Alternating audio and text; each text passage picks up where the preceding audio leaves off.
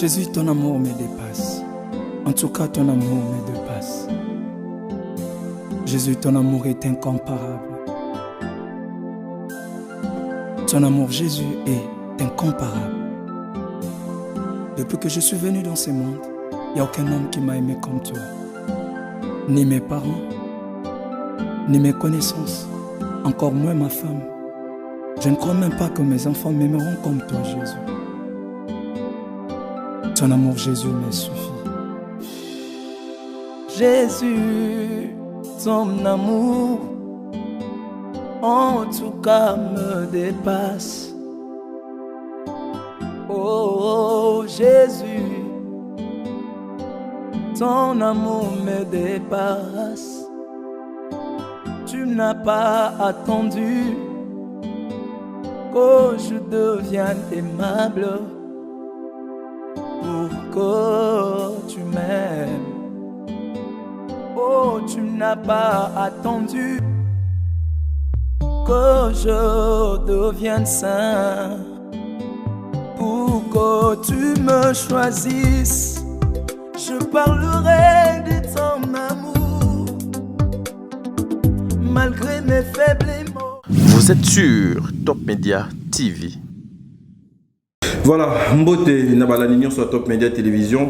Boye Malam, on a émission Nabino Tokundo la vérité. Voilà, Tokundo la vérité, une émission d'actualité, une émission qui vous apporte beaucoup de choses, une émission où Top Media Télévision et Tiawana, dans les soucis toujours de vous informer, dans les soucis toujours il y a quoi apporter, Bino, des bonnes choses. Voilà, une semaine de silence, une semaine où j'étais absent à la télé, une semaine où Top Media Télévision, vous avez vu que Babilo Kodon que Kota quitté et Zala qui dit justement par rapport il y a déplacement nangai, par rapport il y a ndenge na luka ki kokene ko luka babola parce que za musala onga na pona et za onga na linga ko sala na vie nanga. Tout au long il y a attaque nanga, vous avez vu une minute de comment dirais-je, une minute où nous avons montré aux gens comment est-ce que na coin ya mboka na biso République démocratique du Congo na est kuna plus précisément na Kivu kuna na ville ya Goma na bandenge akati, comment est-ce que les gens souffrent. Voilà, c'est comme ça que aujourd'hui moi tadingala pa na eu occasion ya koluka moeto solo na bino Nathalie Sabino, comment est-ce que na coin ya mboka wana ndenge nini batu bazo ko vivre, ndenge nini batu bazo ko souffrir bomoni na attaque na ngai o ngana la kisibino o ngana proposé bino oyo où moi personnellement je suis allé sur place. Mesdames et messieurs, ici je m'aimerais parler avec vous en tant que votre frère, en tant que votre fils, en tant que votre petit frère et pas votre monsieur Penazali, grand frère Nabango, tout le Kamoué, tout solola ensemble, tout solola ensemble par rapport il y a vie oyo bande konabiso bazoko vivre. Lorsque beaucoup de personnes babanaki koloba, lorsque beaucoup de personnes babanaki kobeta, c'était moi tadingala pas j'étais dans, comment dirais-je, nabanaki ko je n'étais pas sincèrement namikoti ça qui n'a noté na makambo. Mais lorsque le bon Dieu nous a visité, je me suis dit ben je dois prendre l'avion. Na luka moyena kenena na partie est yambo kanabiso na meka un peu que j'arrive sur place, je sais un peu de m'imprégner de la situation na meka koye ba exactement vinini et les kakakuna vinini biso toke kokuta kuna bande ko balandi ya Top Media Télévision ezali vi oyo ya pasi vi oyo mwande konabino na komi na kokite maya misu et banaki otanganga nyonso nazo koleka. Ici je vais vous laisser bien que son et kozala penate parce que ça na swahili vous savez il fallait tout le moyen interpréter en français tout chango en anglais pour permettre na batu misusu chaque mutu na bakwe o bazali ba mekape kozwa par na bango mais le kola équipe technique oyo tout travail à Top Media Télévision, bazo ko travailler sur ces projets. Je les ai dit prenons notre temps, tout le moins, tout ça, l'interprétation, il y a la vidéo, interprétation, il y a la biloko nyo so biso to uti ko ça la partie est, il y a mboko na biso. Donc le souci toujours, il y a quoi apporter un plus na biso et pas il y a la personne vulnérable. Voilà, nous sommes Hop Fondation, na makasi ya celle qu'on appelle Madame Néné Adam depuis Californie. Oyo, to travail à Kanaïe ensemble, oyo. Tondima na biso to pesa vie na biso pona koluka moi ya kosunga babola. Ici, je viens encore une fois et pas na bino bandeko na biso, ba maman na biso, bino ba yebokozwa libaku ya kolanda vidéo oyo. Je pense le temps où nazo sola na bino bazo illustrer ba image au bino bozo kotala. Awa, je suis allé na côté ya Rutshuru. Rutshuru, c'est là où donc côté babomaka ambassadeur ya Italie wana. Moi je suis arrivé sur place. Je suis arrivé sur place et na leka qui même. Mais avant na koma na côté kuna na Rutshuru na bandaki nanu na mboka mobo na Kibombi, si c'est Kibomba si je m'abuse pas. C'est là où nazo lingana la kisabino biloko o vie oyo bande kona biso bazo passer kuna vie oyo bande kona biso bazo vivre kuna bande kona biso oyo bazo ko vivre kuna lokola banyama, c'est-à-dire bango na bandiama bokeseni ezalité banyama na bango bokeseni ezalité na otela bino justement vidéo et cette vidéo nga moko nozala na sewana justement pona luka moyen na interpréter na expliquer bino makambo eza kati na vidéo wana. Voilà, Bobeti Mboyo soki to loba langage moko na équipe technique à Top Media Télévision tous on a nos transitions en vidéo et puis on se retrouve tout justement après cette vidéo. Merci. Ben voilà, mesdames et messieurs, transition to senga qui justement pour l'axabino cette dame, cette maman et lokomoko et lekela kinga, je ne savais même pas qu'elle avait un enfant katinae. Alingi bilamba nzoto mobimba. Mwana obozo mona wana aza justement na 8 mois ya pamba mwana wana. Siko maman alingi na bilamba lokola mbula de banaki obeta alingi na bilamba, c'est-à-dire mwana abomba manakati ya babilamba wana, na étouffement wana, na nyonso.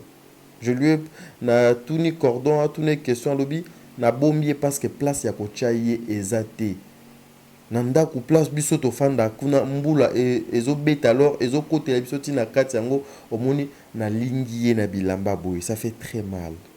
Et là bozo mona ba maman na biso na bandeko na biso bazo kima ba mbango na este kuna kaka boy. Nos sœurs souffrent, nos frères souffrent, nos mamans ba papa na biso baleki na biso ba frère na biso bazo souffrir bambangu kande bozo mona boy. Et puis je rends gloire à Dieu. Place au bazo ki mamba mwana, c'est là où nga nazalaki. Et je me dis si j'étais là na lien ki na sala ndenge nini bandeko. Partageons cette vidéo. Comme ça message pas ndeko oh dans na moni vidéo té to sunga bandeko na biso oyo. Merci beaucoup. À vous l'antenne. Kibumba banyarona wanaingia kibumba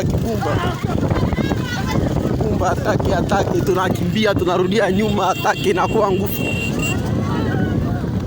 atake kibumba watu wanakimbia sana atake ase banyarwanda wanaingia mkongo banyarwanda tunakosa njia tunarudia. Okay. Voilà, merci de retour sur ce plateau, mesdames et messieurs. Je pense que vous avez suivi les images avec beaucoup d'attention. Là, j'ai vu une maman assise sur sa chaise. Azolanda vidéo oyo na monepe on a mon panzi na yewana mobali ne perfandi bazota la vidéo oyo ensemble et puis na bana na bango na katia salon. C'est-à-dire bomoni bandeko na biso o bozomona oyo. Depuis abotama, depuis Nzambe asala ye mutu. Depuis Nzambe apesa ye o nyonso apesa yo na ngai. Ti lelo nanu alala na ndaku te ke no mbula de kotakate. Toute sa vie azo passé yango alala kana ndaku obino bozo monana o eza lokola zala. Tu vois obino bozo monana eza lokola zala ndeke. ezali zala ndekete eza plutôt ba place oyo bandeko na biso bazo ko vivre, ba place oyo bandeko na biso bazo ko fanda, ba place oyo bandeko na biso bazo ko bota bana kaka wana, bana bazo ko kola kana ba condition wana, bana bazo ko tambola kaka na ba condition wana et baza kaka na kati ya Congo et puis place wana bandeko nanga soki nzambe azate soko za na Saint-Esprit te okokende te, c'est là où on appelle awa donc pas na biso babenga ngo zone rouge na est kuna. Soko za na Saint-Esprit te okokende te. Lorsque je suis allé là-bas, papa, maman oyo zo landanga nakinaki olanda moi cité. Nakinaki kolanda intérêt moko boyete. C'est parce que nous avons choisi Yakosunga de personnes vulnérables, alors de vraies personnes vulnérables. Yango, nous sommes allés chercher ces images ici pour vous montrer. Et biso er tozo kotali sabino, biso er tozo kolak sabino ba image oyo. Ezali pour que ensemble au déjà Hop Fondation à Bandi, au déjà Nene Fashion à Bandi, binoboya bochama boko to lukamwe to sunga bandeko o bazo nyo kwama. Bandeko o ndenge ozomona, je pense non senga na cameraman meko benda mwandambo. Ndenge bozomona bongo mbula ebete la kabango wana. Soki mbula ezobeta na bango na bana bazo pola. Na bana, na ba papa, na ba mama, toute la famille bazo kopola. Mai na bango, place wana mai ebimaka te, mai ezalaka te. Po bazwa mai, il faut mbula ebeta. Soki mbula ebeti, bazwi mwa kopo, je pense ndeko o tozana ye a kotombola mwa sani wana. Azwi sani wana atie na mwa place ya bash wana ezali ya mokie mai ekiti, azwi mai ya komela. Bandeko oyo baza na accès na ba soins médicaux te. Bandeko oyo baza na accès na éducation te. Bandeko oyo ils sont abandonnés. Ils sont abandonnés. Nous sommes arrivés sur place parce que na longwa ki Kinshasa awanga moko parce que me déplacer avec toute une équipe ya Top Media Télévision c'est trop cher parce que déjà na ba billet na ba hôtel c'est trop cher. Donc ceux qui ont calculé nyonso aller-retour hôtel c'est dans de 800-900 $. C'est déjà beaucoup oyo na ba propre effort na biso na ba effort ya Nene Fashion akokaki ko sala yango ye mokote. Nous sommes arrivés sur place nga moko nazo ko filmer bandeko risque onga na zui depuis na botama et je ne savais même pas qu'un jour je pouvais prendre ce genre de risque. Et tout ça c'est parce que biso tozana motema ko sunga. Biso to lingi batu. Biso to lingi ko mema un plus na biso et pas bandeko bazo konyo kwama. Bandeko o ndenge bazabu ndeti ba mama o bozo komona. Bazo ko souffrir na ba maladie ebele na banzoto na bango. Ebele. Les infections, parce que même les papas pamba, regardez, ils n'ont même pas de babouche. Les papas, il y a pamba poilata. Kolia na bango bien que bazana katia zamba. Et ça passe, ko vivre na bango, et ça passe. Même ata il y a ebelete. Ba papa ba maman obozo landa biso. Au mois de décembre, biso to bozonga kuna. Le projet ya Hop Fondation Nene Fashion, il faut que tu la batouana cité. Tolongo la bango atana vie wana ya misère. Tolongo la bango même atana 100%, to contribuer même atana 50%. Bandeko yo ba mekape ko zo sourire, ba mekape ko vivre le lokola batu. Ils ont le corps lokola ya biso. Bazali na makila lokola ya biso, bazali na pema lokola ya biso. Lelo le bon Dieu a sali yo grâce a salinga grâce naza na ville ya Kinshasa awa. Yo za na mboka poto. Yo peut-être za na ville moko boye ya mokili. Oleki bandeko wana na nini? Je sais que Nzambe asalaka makambo. Chaque motu na temps na ye na air na ye na moyen na ye na mayele na ye na makasi na ye. Mais yaya oyo zui eza grâce. Et c'est que tu as, essaye de partager na bandeko na biso oyo. Essayons de partager ensemble na bande ko na biso o bazoni okwama. Na bande ko na biso oyo bazana besoin na bino. Na bande ko na biso oyo bazana besoin ba senga mais bazana moyen te o bakoki ko sala pour que ba senga po ko senga na bango et comme pas na bino. Voilà pourquoi nous sommes partis là-bas. To kutana na bango, to solola na bango, to yoka bango. Na pasi wana tozalaki na yango ertoke ko kuta bango parce que mbala liboso na kenda ki sans caméra na ke kuta bango. L'idée était que luka moi yo kabela bango sucre, ko kabela bango elamba, ko kabela bango moi mbisi, moi nini. Mais après un temps, lorsque nous sommes arrivés sur place, tout le monde qui est bandeko oyo ko kabela bango elamba lelo et kufa et pasuka. Babandeko lelo ko kabela bango sucre lelo akotie lango maya lobo ameli et sili lobi akoza susu na besoin sucre. Poizo sucre et za la pasi.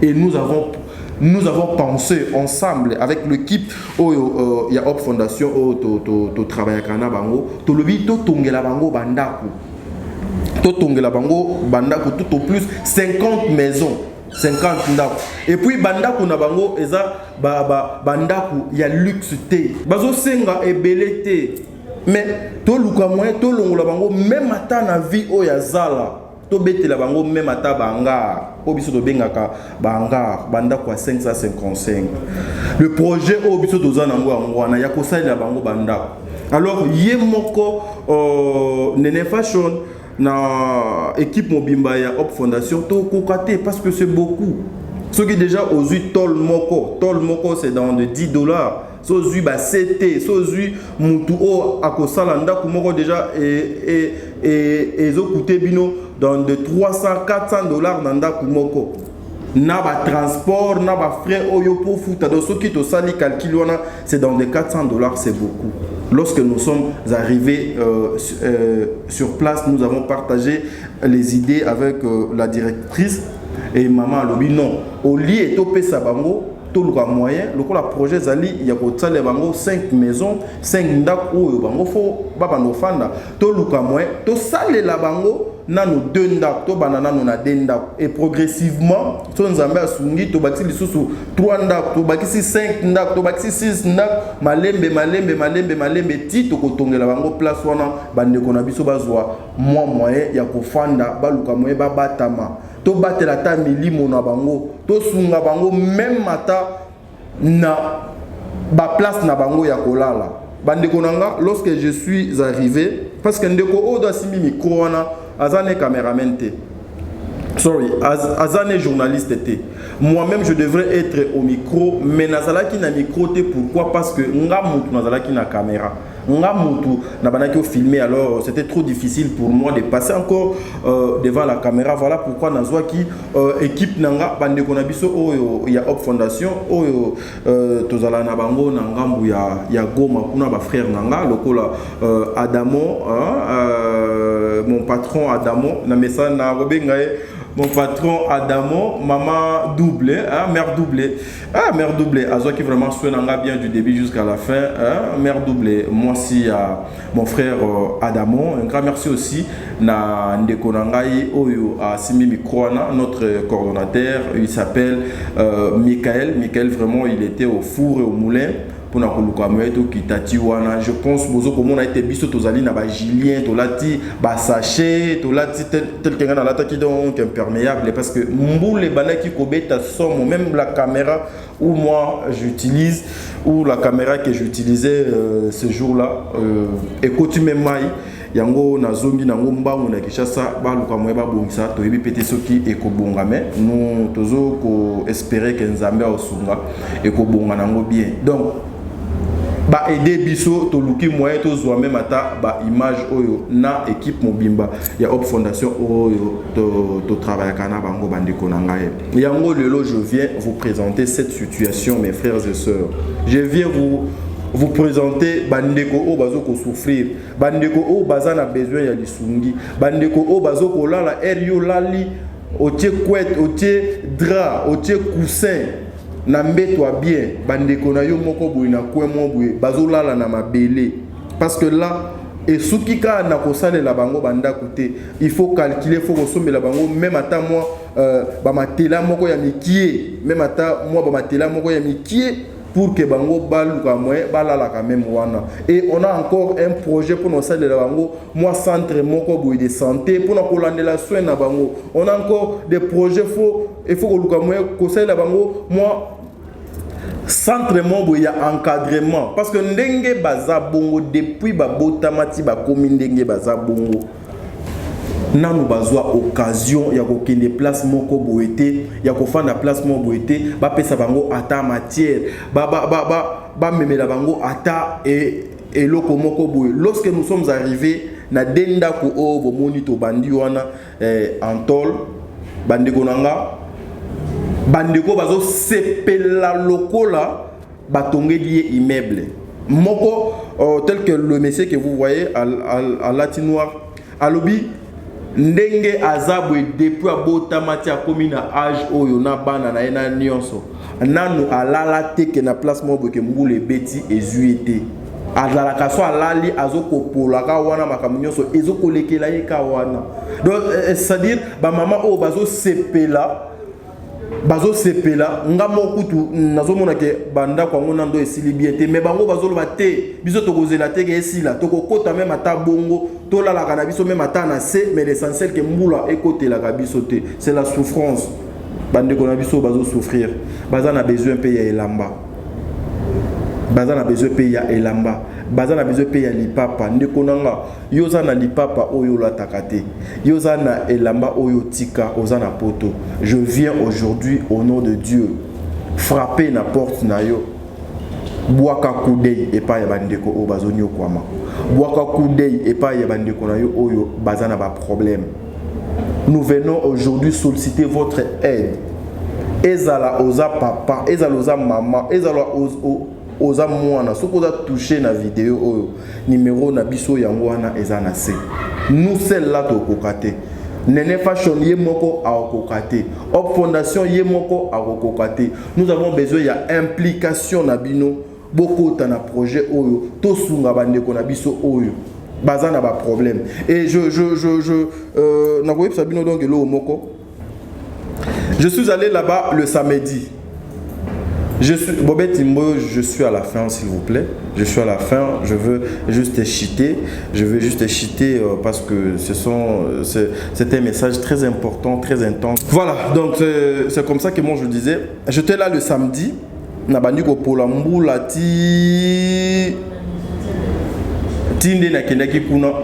Et le lundi, vous avez suivi dans la télévision que quartier wana, coin wana, ezala qui attaqué. Oui. J'avais encore un autre rendez-vous que nazonga kuna mardi.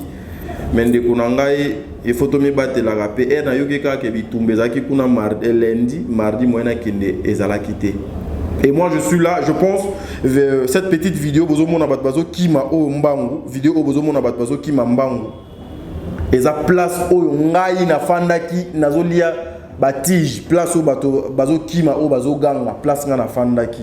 Je pense que notre labino cette petite vidéo on a filmé qui na téléphone et je me suis dit nous avons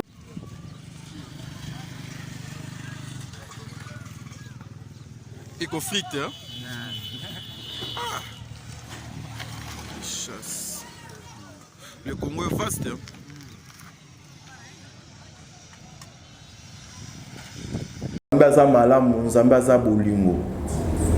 Tout ça c'est pour la bonne cause.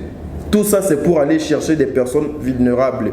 Tout ça c'est pour aller chercher ceux qui sont en train de souffrir. Au bazan a besoin ya lisungi na biso. Biso to sali par na biso bandeko. Nzambe a touché yo. Tozozonga kuna na mois de décembre. Tokozala wana isusu na mois de décembre. Parce qu'il faut continuer ba misala wana. Parce que faut luka mweto tongela bango bandaku, to salela bango biloko biso tozoko kanisa onga na uti kotangela bino awa. Ce que vous allez toucher ndeko na ngai, ce que vous allez toucher benga biso na ba numéro wana, contribution na yo, participation na yo et kokoma puis bakozwa yango bakoyamba ngo na motema moko. Nous le faisons pour la gloire de Dieu. Nous le faisons pour la gloire de Dieu. Et j'en profite ici pour dire un grand merci à Innocent Baloumé parce que je suis arrivé Tibisika Oyo. Innocent atongelaki bandeko na biso ya Goma oyo ya bato à volcan place à celle qui bango bandako vraiment big salutation à toi Innocent Balume, un artiste oyo azana conscience, je peux dire ça, oyo azana souci oyo pe azoluka ko participer na ba passe ya bandeko na ye. Vraiment quand je suis arrivé, malheureusement j'ai pas eu le moyen, il y a pas moyen, il y a ça la vidéo parce que on m'avait interdit de filmer. Or moi j'avais besoin, il y a même une vidéo, il y a 10 secondes, une façon il y a illustrer dans ça la émission nanga. Et je suis allé encore on a site au maman Olive Lembe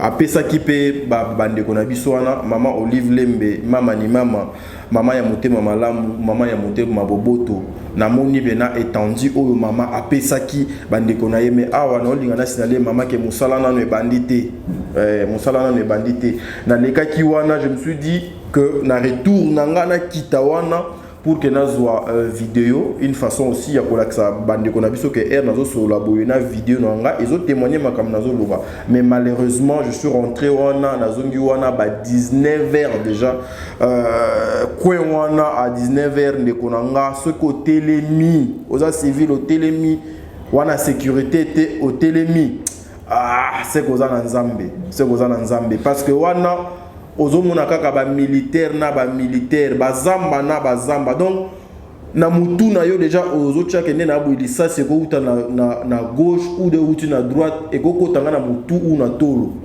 donc je voulais na kitawana mais bato tozalaki na bango bayebsinga moyen to telema awa ezate parce que ezalaki déjà butu mais mama ni mama musala benana non et bandité mais au moins espace oyo mama donc apesaki to monaki initiative plus ya mama Olive na moni pe pancarte ya mama ba tiepe na pancarte ya mama na makamunyo sur mama. Merci beaucoup parce que maman bozo ko continue toujours ko sunga bande ko na biso oyo bazana pasi boyende ezalaki likanisi o tadingala pa ayaki nango mokolo alelo musala ona kelaki ko salela bino pendant une semaine kotambola ona kenaki kotambola ba retomber nango yango yo musala ngo yango to présenter bino to tchele bino yango na mesa. Je vous promets que l'intégralité ya ba vidéo oyo ekoya lokola documentaire bokolanda ngo na ba chaîne na biso na Africa System Télévision bokozwa exclusivité ya makambo nyonso parce que wana nde bisika boni makambo ya fondation na biso il faut eleka ka mingi kuna toyaki tozui to memeli bino c'est à vous maintenant ya ko sala la part c'est à vous maintenant ya ko sala par na bino nzambe a touché bino. Merci bongo na mama Zozo la femme de papa no mabakala nzinga na bi mama Zozo zalaka na motema boboto ozala na motema boboto mama Zozo papa no mabakala nzinga. Nous attendons votre participation maman Deborah Lubanda, nous attendons votre participation maman Deborah et ko sala bientôt sunga bandeko o bazoni okwama deux fois maître Chiko Lubanda mobali ya maman Simplicine Dombele tozo zelape participation na bino bandeko na biso nyonso maman mami mavungu déjà na monaki déjà réaction no maman son nzambe asimbi mitema na biso a touché yo. Nous serons là pour koluka moyen kosunga bandeko na biso oyo ya Goma o bazoko nyokwa mama kasi o bazozanga mata eloko ya kochana monoko pe ya kochana nzoto pona kolata bandeko balandi ya Top Media Télévision awa nde na sukisi vidéo nanga mokolo alelo boze la continuité nango dans 3 jours bokozwa exclusivité à makamunyo so biso to kenaki osala na Goma, n'est-ce pas mesdames et messieurs, abonnez à Top Media Télévision. Merci beaucoup à toi Bobette Mboyo. Anya Star, tu es aussi derrière la caméra pour assister. Merci beaucoup à Jimmy Jimmy merci parce que boza ebele nasima caméra et je promets déjà na bande konyo so Goma que cette fois-ci tokoya une équipe mobimba ya Top Media Télévision une façon ya koluka kosala la bino musala ya kitoko cette fois-ci nzambe akozala na biso. Merci ceux qui m'a coqué Zwami tokoya.